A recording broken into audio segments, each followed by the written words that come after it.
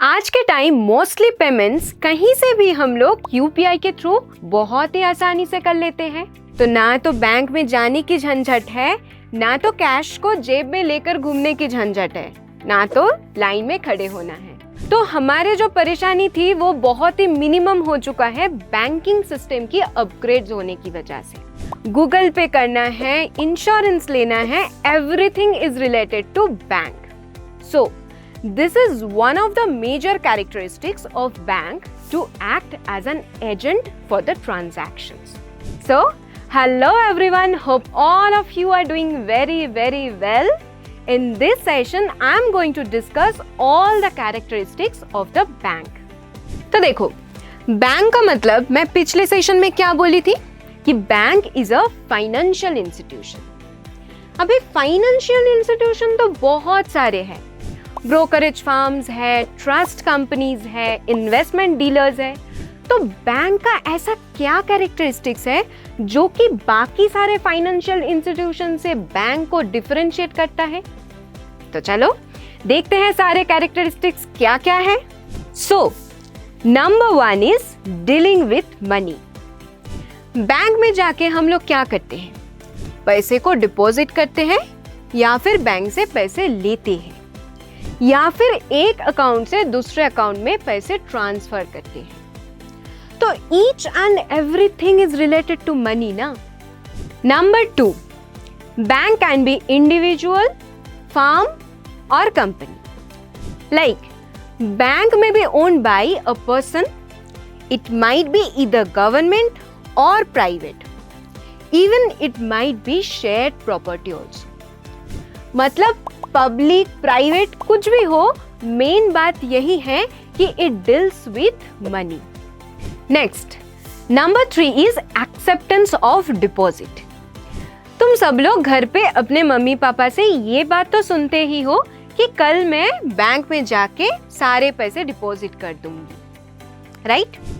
तो बैंक अपने कस्टमर से पैसा जमा रखते हैं, that is called deposit. And ये डिपॉजिट तुम अपने हिसाब से कभी भी विथड्रॉ कर सकते हो। Number 4, lending loans.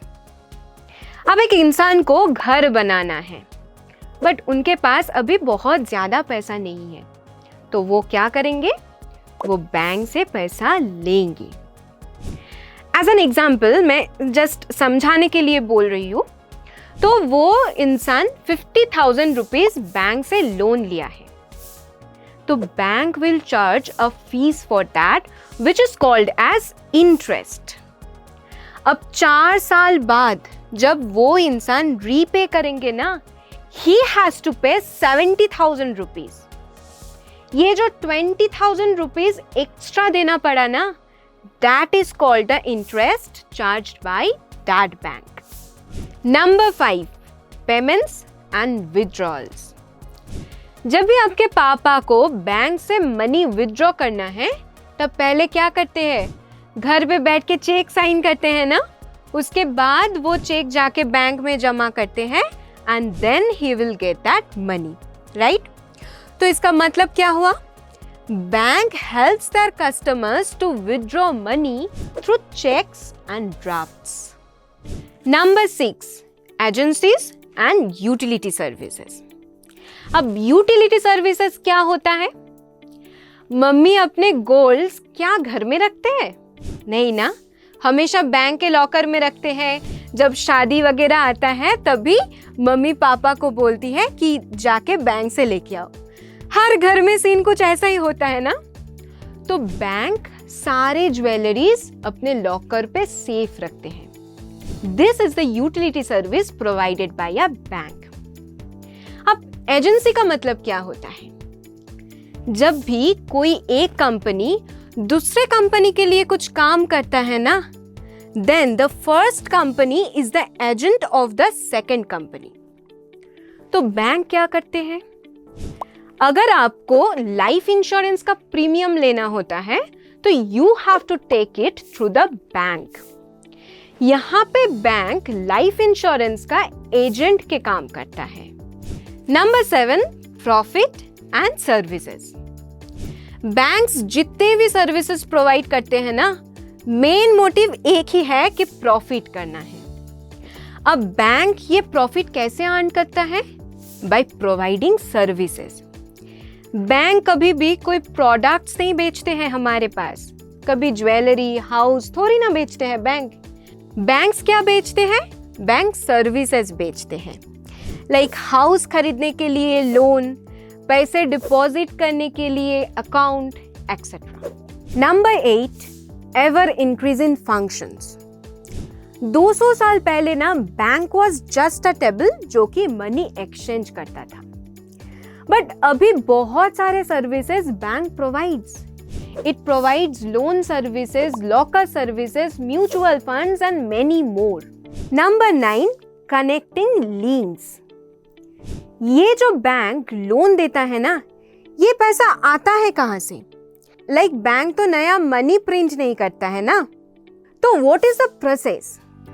Late me understand that. A, जो कि 5 साल के लिए 5 लाख रुपीस बैंक में डिपॉजिट करता है, तो for the next 5 years he will not withdraw that money, so bank will use this money only. B, जिसको लोन लेना है बैंक से, उसी को बैंक उसी सेम डिपॉजिट से लोन देगा। Thus, bank creates the link between the depositor and the borrower. Number 10, banking business. ये जो प्रोसेस मैं अभी समझाई ना कि बैंक पहले डिपॉजिटर से मनी एक्सेप्ट करता है एंड उसी डिपॉजिट को यूज करके बैंक बोरोअर्स को लोन देता है। This is the actual banking business. All other services provided by a bank are subsidiaries. Now, the last one is number 11, name identity. किसी भी financial institution से अगर बैंक को differentiate करना है, तो सबसे easy तरीका है कि उसी institution के बाद में ना ये बैंक word होगा। Like Maharashtra Bank, Indian Bank, State Bank of India, etc. So, these were all about the characteristics of the bank. In the next session, I will discuss the functions of the bank. Till then, enjoy Board Plus learning.